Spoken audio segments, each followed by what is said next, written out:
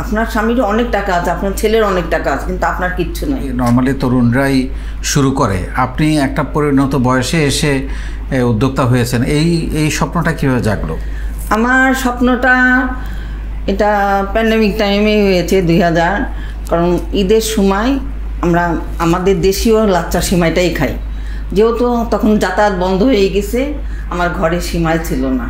তা আমি শুধু আমার জন্য তৈরি করিনি, আমার ফ্ল্যাটের লোকজনের জন্য করেছে, আমার ফ্রেন্ড সার্কেলের জন্য করেছে। তখন ওরা নিয়েছে, কিন্তু টাকা দিয়েছে আমাকে।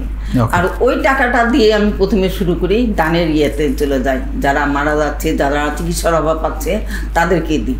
আমার হাজব্যান্ড তো আমাকে দেয় টাকা, কিন্তু আমি দেখতেছি আমার হাতে টাকা আসলে আমাকে আর কারো ভালো লাগতেছে না। আমি শুরু করে দিলাম আমার ফ্ল্যাটের লোকজনের থেকেই, তারা করোনা মুক্ত হলো, আবার হলো। তার মানে করোনাতে আপনার ব্যবসা শুরু 3 বছর আগে? 3 বছর আগে। ওকে। এর আগে কি করতেন? এর আগে আমি আমার পড়াশোনা ডিপ্লোমা ইঞ্জিনিয়ার, আমি চাকরি করেছি, তারপরে হাউস ওয়াইফ ছিলাম। ছেলে মেয়েদেরকে মানুষ পড়াই আমার প্রথম কর্তব্য ছিল। ছেলে মেয়ে কত বড় হয়েছে? আমার ছেলে মাস্টার্স করার জন্য লন্ডনে গেছে, আর মেয়ে AIB-তে পড়তেছে, আর্কিটেকচারে পড়তেছে। আপনি কি নিয়ে কাজ করেন? কি প্রোডাক্ট নিয়ে কাজ করেন? প্রথম দিকে হোমমেড খাবার নিয়ে শুরু করেছিলাম, এখন আমি পোশাক নিয়ে, লেডিস পোশাক নিয়েও কাজ করছি 2 মাস ধরে। আলহামদুলিল্লাহ আমার অনেক সারা। পরিবারের সাপোর্ট কেমন পান? পুরাটাই পাই। না, আপনার ছেলে লন্ডনে পড়ে, মেয়ে আমার ছেলে তো ছিল যখন আমি শুরু করেছিলাম। ওদের কোনো, ওরা উৎসাহিত করে আপনাকে? হ্যাঁ, অনেক উৎসাহিত করে, এখনো করে।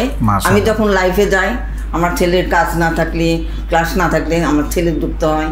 ছেলেকে বিয়ে দিয়েছিলাম, সে বউ যুক্ত হয়।